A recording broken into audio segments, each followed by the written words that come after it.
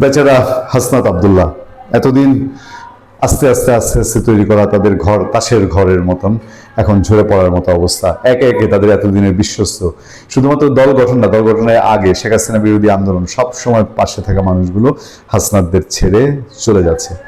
এই সময়ে তারা হাত থেকে খড়কুটো ধরে বেঁচে থাকার মতো করে চেষ্টা করছে জামাতকে আঁকড়ে ধরে তাদের নিজেদের রাজনৈতিক অস্তিত্বটা ন্যূনতম টিকিয়ে রাখতে। তবে আমি আপনাদেরকে আবারও বলি, রিপিট করি, যে বাংলাদেশে এনসিপি নামে কোনো রাজনৈতিক দল টিকে থাকা এটা কোনো যুক্তিতে খাটে না। দেখেন, আওয়ামী লীগ এবং বিএনপি এই দুই রাজনৈতিক দলের যে জনভিত্তি, যে অস্তিত্ব, যে তৃণমূল সমর্থন, সেই দলগুলোই 40-50 বছর বয়স হওয়ার পরেও একদল আরেক দল ক্ষমতায় আসলে পরে মুচড়ে যায়, দুমড়ে যায়, মুচড়ে যায়, তারপর কোনো রকম ঘুরে ফিরে আবার মেরুদণ্ড সোজা করে দাঁড়ায়। সেখানে এই এনসিপি যেখানে দাঁড়িয়েছেই চাঁদা, ভাগবাটোয়ারা, অভিযোগ আর অভিযোগ, অনিয়ম, বিভিন্ন নিয়োগ এসবের উপর দিয়ে সেই সংগঠনে দাঁড়ানো খুব মুশকিল। যাক, হাসনাত আব্দুল্লাহর এক দুটি মন্তব্য ধরে আমাদের আজকের আলোচনা। আমি জানি না যে আজকে যদি বিএনপির সঙ্গে হাসনাত আব্দুল্লাহদের জোট হতো তাহলে হাসনাত আব্দুল্লাহরা এখন কোন মুখে কোন সুরে কথা বলতেন। মনে হচ্ছে প্রশাসন বিএনপির দিকে ঝুঁকে গেছে হাসনাত আব্দুল্লাহ। আচ্ছা, এটা বুঝতে কোনো বাকি থাকে? বাংলাদেশে আওয়ামী লীগ নেই, আওয়ামী লীগ বিহীন যত যাই বলেন জামাতের একটা সমর্থক গোষ্ঠী, কিন্তু মাস পিপল অথবা মাস সেন্টিমেন্ট যদি বলেন সেটা কার দিকে? আমার তো ধারণা যে ইলেকশনের সময় বিএনপিকে বলতে হবে না, তারেক রহমান সাহেব দেশে আসছেন, বলে দিবেন ডিসি সাহেব, এসপি সাহেবরে, এই আমার ভোট তুমি ইয়েতে ভরো, বাক্সে ভরো, এরকম কোনো অর্ডার দেওয়ার বিএনপির প্রয়োজন পড়বে না। যে নট দ্যাট যে তারা খুব জনপ্রিয়তার ঢল নেমে করছে তা না, অটোমেটিকলি প্রশাসনের একটা অতি উৎসাহী অংশ আছে, ওই অংশটা বড় মাপের।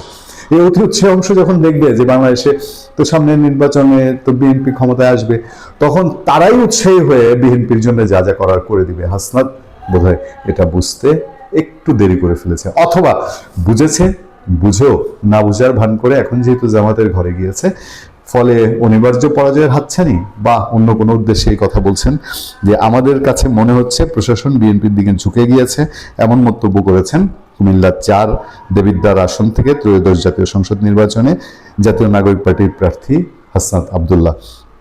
তিনি ওখানে একটা প্রোগ্রামে এই কথা বলছিলেন যাচাই বাছাই শেষে, নিজের মনোনয়নপত্র যাচাই বাছাই শেষে বলছেন, গণ অভ্যুত্থান পরবর্তী সময় প্রশাসনের নির্মোহ, বস্তুনিষ্ঠ, নিরপেক্ষ যে আচরণ আমরা প্রত্যাশা করি সেটা নিয়ে শঙ্কা সৃষ্টি হয়েছে।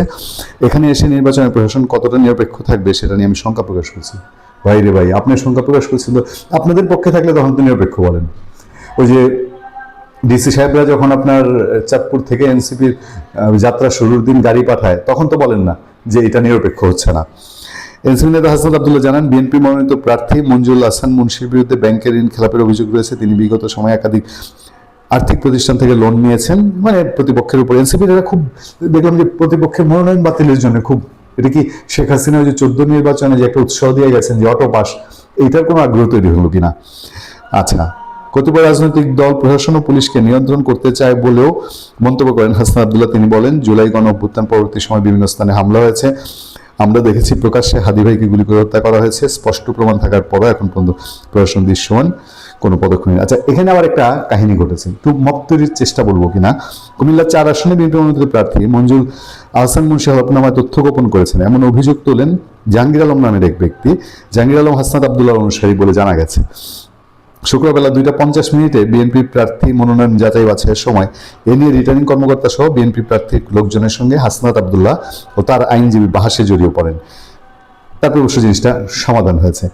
ইন্টারেস্টিং কি জানেন, যে হাসনাত আব্দুল্লাহদের এখন যেটা, আমি কি এটাকে ফাদার সংগঠন বলবো না মাদার সংগঠন বলবো, জামাত ইসলামী, তাদের নেতা শাহজাহান চৌধুরী চট্টগ্রামে যখন হুঙ্কার দেন যে প্রশাসন আমাদের কথায় উঠবে বসবে, আমাদেরকে প্রোটোকল দিবে, আমাদের সমস্ত অর্ডার শুনতে হবে, কই তখন তো হাসনাত আব্দুল্লাহর এই ডায়লগ শুনি নেই যে কেন জামাতের শাহজাহান চৌধুরী এসব কথা বলেন, নাকি তলে তলে আগেই ফিক্স আপ করা ছিল যে ভবিষ্যতে এনসিপি জামাতের সঙ্গে যাবে, ফলে জামাতের কোনো নেতা বা বড় নেতা, দায়িত্বশীল নেতার কথায় কান দেওয়া যাবে না।